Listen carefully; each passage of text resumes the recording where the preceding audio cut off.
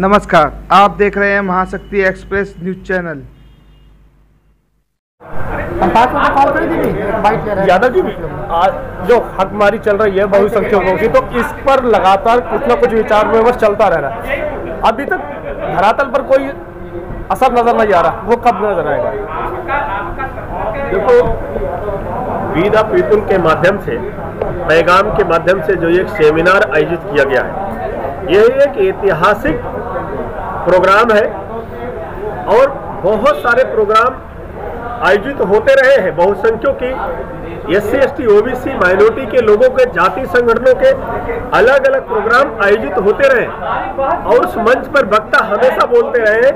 लेकिन जिस तरीके से, चाहे वो 13 पॉइंट रोस्टर हो, चाहे वो लेटरल एंट्री हो, चाहे वो इंटरव्यू हो, चाहे वो जाति जनगणना ना कराना हो, तमाम मुद्दों को लेकर के बहुसंख्यक जागरूक हो गया है कि यह देश में हो क्या रहा है। आज यहाँ पे सैकड़ों संगठन सेमिनार में भाग लिए हुए हैं और पूरे देश से वो क्रांतिकारी लोग यहाँ पे आए हुए हैं। तमाम बहुसंख्यक समाज के सांसद और संस्थाओं के राष्ट्रीय अध्यक्ष, उनकी पूरी टीम आई हुई है। यह एक मैसेज देना चाहते हैं, पूरे देश को बताना चाहते हैं मीडिया के माध्यम से कि बहुसंख्यक समाज आजादी से पहले भी, आजादी के बाद भी कुछ चंद लोगों की गुलामी इस देश करता आया। आज ये बहुसंख्यक समाज जाग गया है। वो चाहता है कि हमारा नेतृत्व हमें तभी मिलेगा जब हम राजनीतिक रूप से मजबूत होंगे, जब हम सामाजिक रूप से मजबूत होंगे। आज चाहे वो यादव हो, चाहे कोयरी हो, कुशवाहा हो, कहार हो, लोहार हो, चमार हो, चाहे वो मुसलमान हो, सरदार हो, चाहे वो किसी भी जाति कम्युनिटी का है, वो भी SC ST माइनॉरिटी का, वो चाहता कि हम एकजुट होंगे और ये संकल्प ले रहा है कि हम पूरे भारत के अंदर इस तरीके से सेमिनार आयोजित करेंगे, छोटी छोटी मीटिंगें करेंगे और 2022 में उत्तर प्रदेश जाएंगे। हमारे बहुत सारे लोग बंगाल भी गए हैं और बंगाल में भी काम कर रहे हैं। 24 में हम लोग पूरे देश में काम करेंगे। अगर ये मोदी जी या बीजेपी सरकार जिस तरीके से षड्यंत्र कर रही है, जिस तरीके से निजीकरण कर रही है, जिस तरीके से देश की सारी संपत्तियों को, देश की सरकारी संपत्तियों को केवल अडानी अंबानी को देने की कोशिश कर रही है, जिस तरीके से कृषि क्षेत्र को निजीकरण करके किसानों को बंधुआ मजदूर बनाना चाहती है, जिस तरीके से हमारी आवाज को एक मेन मीडिया जिसे हम कहते हैं, जिसे हम टीवी मीडिया कहते हैं, वो हमारी आवाज को दिखाना ही नहीं चाहती है। हम उसे नारद मीडिया कहते हैं। जिस तरीके से नारद बार बार जब कभी कोई छोटे तबके का व्यक्ति जब भी कुछ अच्छा करता था, कहता था अनर्थ हो रहा महाराज, अनर्थ हो रहा भगवान, अनर्थ हो रहा। आज वही मीडिया नारद का रूप ले रखी है और जब भी कोई हम अपनी आवाज उठाते हैं, हमारी बहन का रेप होता है, हमारे भाइयों की हत्याएं होती है, हमारे देश की संपत्ति बेची जाती है, किसानों पर अत्याचार होता है, जब हम उस आवाज को उठाते हैं तो नारद मीडिया कहता है कि अनर्थ हो रहा है, अनर्थ हो रहा है। ये तो आतंकवादी आ गए, ये तो जो है माओवादी आ गए, ये गुंडे आ गए, ये आतंकवादी है।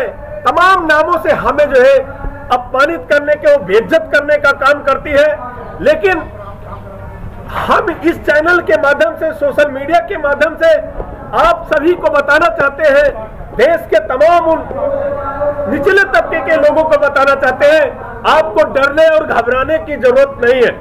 न RSS से, न बीजेपी से, न मोदी से, न अमित शाह से, न ये बहुसंख्यक समाज पे जो अत्याचार हो रहा है, मैं उन लोगों से भी कहना चाहता हूं, आप लोगों के हौसले रखने पड़ेंगे।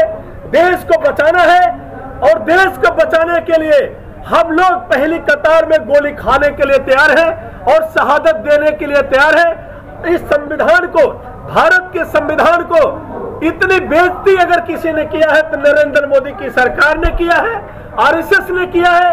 जितना हमारे बहुसंख्यक समाज के युवाओं की हत्याएं हुई है, ये समर समाज के गुंडों द्वारा हुआ है, विधायकों और सांसदों द्वारा हुआ है। जितने हमारे बहुसंख्यक समाज के बेटियों के साथ रेप हुआ है, ये बीजेपी के मंत्री और गुंडों के द्वारा हुआ है। और इनके छोट भैया जो गुंडे हैं, जो 10-10 फॉर्च्यूनर और स्कॉर्पियो लेके हर गाड़ी में 4-4 गनर लेके अवैध असलहे लेके उत्तर प्रदेश के अंदर, बिहार के अंदर घूम रहे हैं। इन गुंडों को भी बताना चाहता हूं कि हम शिक्षा की तरफ ध्यान देना शुरू किए थे, क्योंकि हमें शिक्षा से वंचित किया था आपने। अगर हमें इसी तरीके से उग्र करोगे, अगर हम असलाहों की तरफ भी जागरूक हो गए, तो तुम्हारा उत्तर प्रदेश क्या पूरे भारत के अंदर तुम्हारा ठिकाना नहीं लगेगा। हम संविधान को आखिरी सांस तक बचाएंगे और हक की बात करेंगे, न्याय की बात करेंगे। तुम जितना मर्जी हमारे पे आपराधिक मुकदमे लगाओ, जितना हमारे पे तानाशाही रवैया अपनाओ, हम लोग डरने वाले नहीं है। हम लोग अब उस लड़ाई को और पार की लड़ाई लड़ना जानते हैं। 24 के अंदर इस सरकार को उखाड़ फेंकेंगे। एक आखिरी बात आपको बताना चाहता हूं, इस मेरी बात को काटना मत। चाहे वो बहुजन समाज पार्टी हो, चाहे वो समाजवादी पार्टी हो, चाहे वो आरजेडी हो, चाहे कांग्रेस और बीजेपी के अंदर या अन्य राजनीतिक दलों के अंदर जो बहुसंख्यक समाज के हमारे नेता हैं, वो अगर इतना ही उन्हें डर लगता है कि मैं बहुसंख्यकों की अगर हक की बात करूंगा संसद के अंदर, तो हमारे पे सीबीआई जांच होगी, हमारी जांच कराई जाएगी, ईडी से हमारी जांच कराई जाएगी, तो आपको शायद राजनीति में नहीं आना चाहिए। बहुत सारे बहुसंख्यक समाज के युवक भाई बहन ऐसे हैं जो बाबा साहब अम्बेडकर के संविधान को बचाना चाहते हैं, अपनी जान की आहुति देना चाहते हैं, इस देश को बचाना चाहते हैं, भारत को बचाना चाहते हैं, राष्ट्र को बचाना चाहते हैं, समता और सद्भावना लाना चाहते हैं। आप अब होशियार हो जाइए। अब ये पूरे देश के अंदर बहुसंख्यक समाज जाग चुका है। अगर तुम संसद में हमारी आवाज उठाना बंद कर दिया, गांव खेतों खलिहानों में तुम्हारे खिलाफ भी विरोध करेंगे। वहां से बहुसंख्यक नेता तैयार करके संसद भेजने का भी हम लोग काम करेंगे। मौजूदा सत्र में भी बहुसंख्यकों के जितने भी नेता हैं, अभिनेता हैं, लगभग 131 सांसद हम कहते हैं वहां पर मौजूद है। क्या वजह है कि वो अभी तक आवाज नहीं उठा पा रहे? देखो, जो लोग हमारी आवाज को संसद में नहीं उठा रहे, हम लोग उन लोगों को भी यहाँ पे सेमिनार में बुलाने का काम कर रहे हैं। बहुत सारे सांसदों ने हमारी आवाज को संसद में उठाया, चाहे वो जाति जनगणना हो, चाहे वो रोस्टर हो, चाहे वो लेटरल एंट्री हो, हमारे सांसदों ने उठाया है। मैं उन सांसदों का सम्मान भी करता हूं। ऐसे सांसदों को दोबारा भी जिता के हम संसद भेजने का काम करेंगे। अगर पार्टी नहीं टिकट देगी, बहुसंख्यक हमारी टीम हजारों संगठन उस क्षेत्र में जाकर उन सांसदों को जिताने का काम करेंगे। अगर पार्टी ने उनका टिकट काटा, हमारी पार्टियों ने अगर ऐसे बहुसंख्यक नेताओं को टिकट काटा, तो हम उस नेता के राष्ट्रीय अध्यक्ष के क्षेत्र में जाकर उसका खिलाफ विरोध भी करेंगे। हम हर पार की लड़ाई के लिए बिल्कुल तैयार हो रखे हैं।